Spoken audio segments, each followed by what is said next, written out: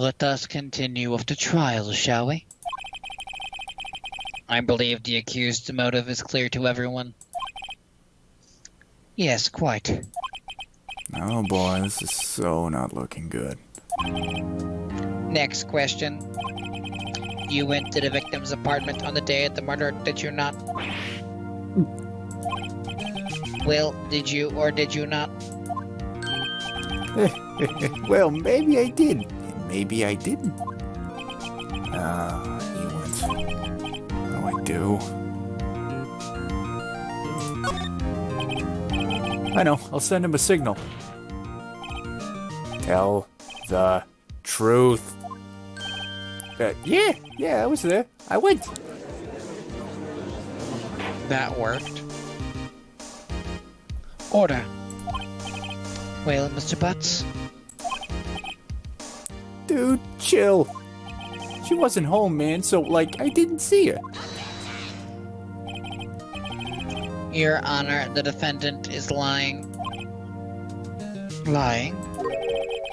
The prosecution would like to call a witness who can prove Mr. Butz is lying. Well, that simplifies matters. Who is your witness? The man who found the victim's body, Your Honor.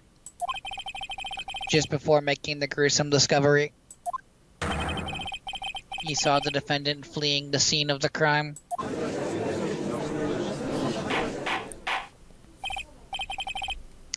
Order in the court. Mr. Payne, the prosecution may call its witness. Yes, Your Honor. Am I him or are you him? Boop. Bop. You're the witness. Oh, okay. This is bad. Robo Payne. On the day of the murder, my witness was selling newspapers at the victim's building. Please bring Mr. Frank Solid to the stand. Wait, it's Frank Solid? More like Frank Sinatra. Mr. Solid, you sell newspaper subscriptions, is this correct? Oh yeah, newspapers, yes.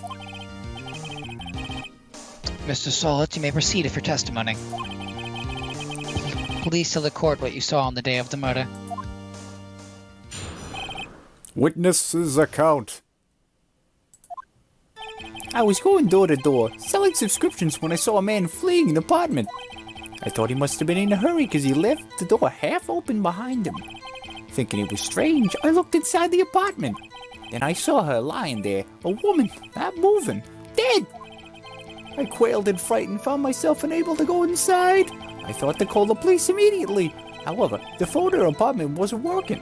I went to a nearby park and found a public phone. I remember the time exactly. It was 1 p.m. The man who ran away was, without a doubt, the defendant sitting right over there.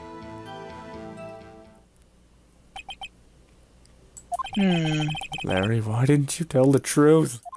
I can't defend you against a testimony like that. Incidentally, why wasn't the phone in the victim's apartment working? Your Honor, at the time of the murder, there was a blackout in the building. Aren't phones supposed to work during a blackout? Yes, Your Honor. However, some cordless phones do not function normally. The phone that Mr. Solid used was one of those. Your Honor, I have a record of the blackout for your perusal. Blackout record added the court record. Now, Mr. Wright. Yes, yes, Your Honor. You may begin your cross-examination. Cross-examination, Your Honor? Alright, right, this is it. The real deal. What exactly am I supposed to do? Why, you exposed the lies in the testimony the witness just gave. Lies? What? He was lying? Your client is innocent, right? And that witness must have lied in his testimony. Or is your client really guilty? How do I prove he's not? You hold the key, it's in the evidence. Compare the witness's testimony to the evidence at hand. There's bound to be a contradiction in there. First, find contradictions between the court record and the witness's testimony. Then, once you've found the contradicting evidence, I hope you die. present it and rub it in the witness's face until it explodes. Can I call a police officer over here? Oh, okay. That's just instructions. Press tab, open court record. Witness's account. I was going door to door, selling subscriptions when I saw a man fleeing an apartment. Let's see how much. This is our second time doing the case, by the way, people. The last recording was horrible, so. If there any confusion why we're such an expert at this case. Isn't a man leaving an apartment a common sight? I find it odd you would take notice of him. I don't know. He just seemed strange to me, that's all. Like he was mad and yet frightened at the same time. Just like a criminal fleeing the scene of a crime. I am very happy. The defense requests that the witnesses refrains from conjecture. Of course, what the witness means is that the man he saw looked suspicious. I thought he must be in a hurry because he left the door half open behind him. Half open, you say? Yes, the door was halfway open, yes. I watched for a moment, but no one came to close the door. That's odd. In a big city like this, I thought. I see. What happened next? Thinking it was strange, I looked inside the apartment. What gave you the idea to do that? I mean, someone could be getting dressed. Well, the door was half open, you see, and I couldn't help myself.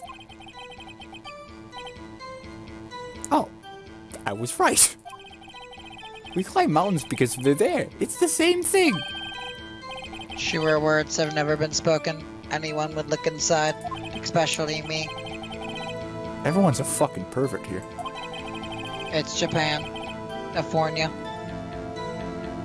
So you look into the apartment and what next?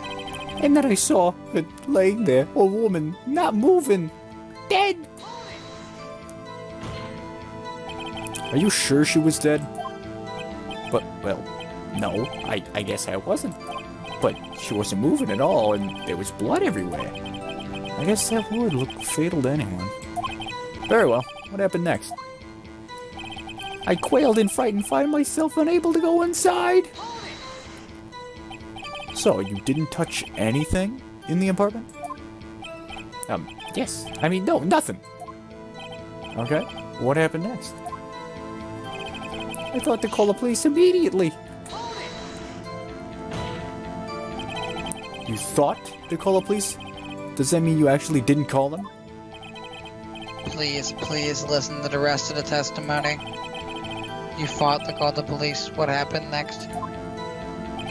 However, the phone in her apartment wasn't working. The phone in her apartment wasn't working?